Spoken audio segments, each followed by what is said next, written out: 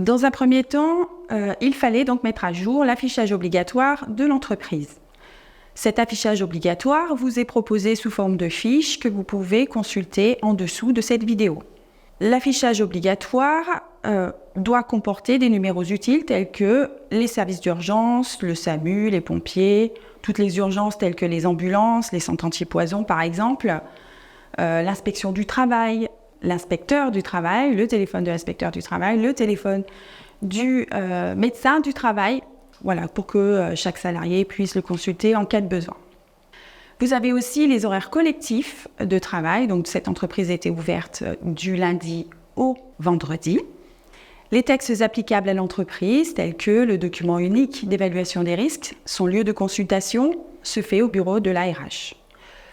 Les heures, jours de consultation sont également notés. Le règlement intérieur également est consultable à l'ARH et les accords, la mise en place, par exemple, sur la participation aux bénéfices de l'entreprise, également disponible chez elle.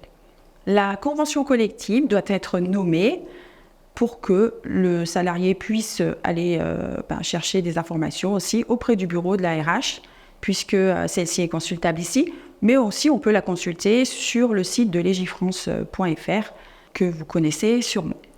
Les consignes en cas d'incendie, vous avez donc plusieurs intervenants en fait, qui sont à disposition, puisque l'entreprise comporte plus de 50 salariés. Et donc le lieu de localisation, de consultation, etc., de ces consignes, qui généralement sont signalées par un affichage à chaque étage de la structure. Le point de rassemblement pour la sécurité encore, c'est-à-dire que s'il arrive quelque chose dans l'entreprise, il va falloir se rendre au parking du personnel, devant l'entrée du bâtiment. Ensuite, les consignes d'évacuation, comment ça se passe, l'égalité professionnelle des hommes et femmes. Alors là, ce sont des textes qui figurent dans le Code du travail, que vous pourrez aller consulter sur legifrance.gouv.fr ou alors le site aussi du Code du travail numérique. La lutte contre le harcèlement et discrimination en fait partie également. Et puis, on se retrouve donc sur la deuxième partie de l'exercice où il fallait donc créer le règlement intérieur de l'entreprise. Vous pouvez proposer n'importe quel règlement intérieur à partir du moment où les mentions minimum obligatoires y figurent. Alors voilà, vous avez regardé ce règlement intérieur, donc qui se compose de plusieurs chapitres, de plusieurs articles aussi.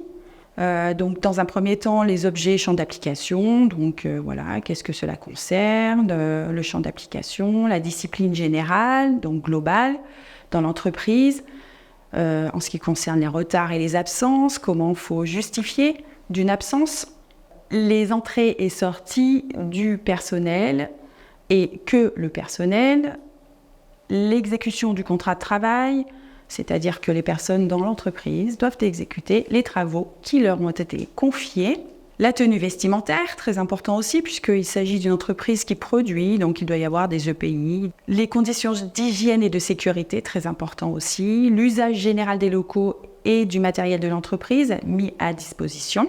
Après, on adapte son règlement intérieur en fonction de l'activité de la structure.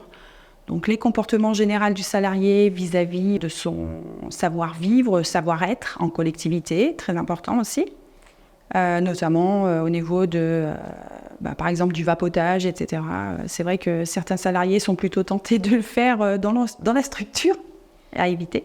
Les fouilles, alors oui, figurez-vous que nous avons droit de fouiller avec l'accord du salarié, son paquetage, éventuellement, si celui-ci est nécessaire. Notamment, il faut faire attention à ce que le salarié prenne soin du matériel qui lui est mis à disposition et aussi respecte la loi, notamment au niveau du permis de conduire, des infractions routières et des accidents de la circulation. L'hygiène, la santé et la sécurité, là on continue, les dispositions générales, la surveillance médicale, l'accident du travail, voilà les conditions de travail. Consignes de sécurité, si on ne les suit pas, si on ne s'y conforme pas, il peut y avoir justement des soucis, et pour l'employeur et pour le salarié bien évidemment. Le respect des temps de repos obligatoires. Donc, généralement, on doit se reposer 11 heures par jour minimum et 24 heures consécutives le week-end. Repas et boissons alcoolisées. Alors là, oui, on peut effectivement parler de cela parce que, il m'est arrivé d'avoir des collaborateurs qui étaient alcoolisés au travail. Le test d'alcoolémie et de dépistage salivaire. Alors le dépistage salivaire, je tenais à en parler parce que justement j'ai eu des salariés qui fumaient de temps en temps 2-3 petits joints et ça n'était pas compatible avec l'atelier. Ensuite, on avait donc les armoires et vestiaires. Alors oui, la disposition, bien sûr, il faut les entretenir. Le harcèlement sexuel et les agissements sexistes. Alors ça arrive, plus qu'on ne le croit. Donc il y a la loi qui nous dit comment faut procéder. D'ailleurs, dans l'affichage obligatoire, vous aviez effectivement des textes concernant le harcèlement au travail. Donc harcèlement moral également, et ensuite quelques consignes diverses que j'ai voulu mettre, fermer et baisser les volets roulants, etc. Attention aussi à bien respecter les lieux où l'on travaille. Si on ne travaille pas dans un lieu, on éteint, on débranche les appareils, on éteint les lumières. Sanction des fautes et droits de la défense des salariés, donc ici les sanctions possibles, avec l'échelonnement de ces sanctions, notamment au niveau des sanctions majeures telles que la mise à pied disciplinaire, les mutations professionnelles, le licenciement pour faute, etc.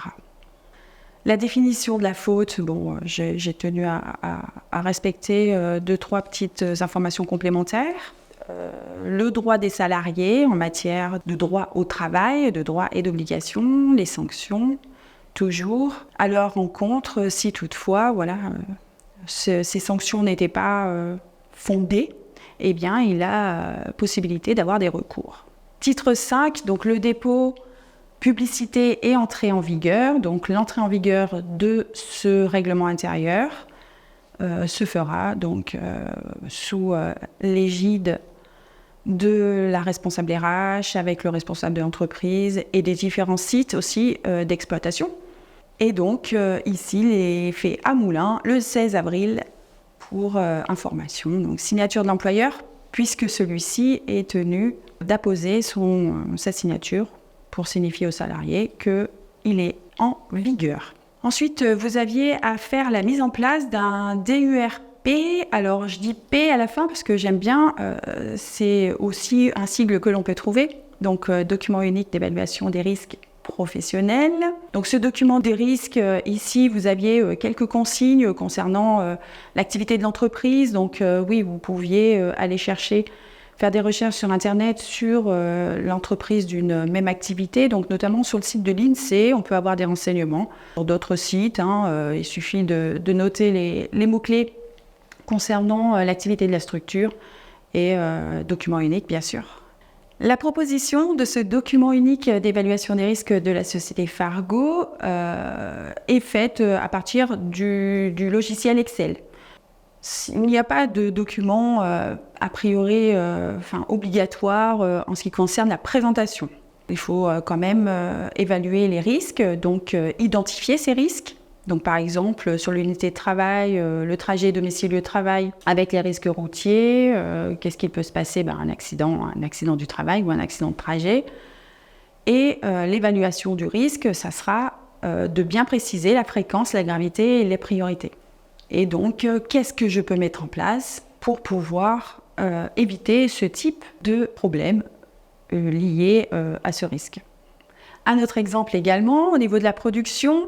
Donc, par exemple, l'utilisation d'outils tranchants peut entraîner donc des coupures et nous allons justement évaluer la fréquence, la gravité et la priorité. Alors, les mesures qui peuvent être mises en place, donc, ça serait de rappeler des consignes ou alors mettre en place en fait des protections supplémentaires pour l'utilisation de ces matériels. Ensuite, on peut avoir un problème au niveau du bruit, notamment au niveau de l'unité de production. C'est important de porter ces EPI. Voilà pour ce cas pratique qui se termine. Je vous retrouve sur le cas pratique suivant.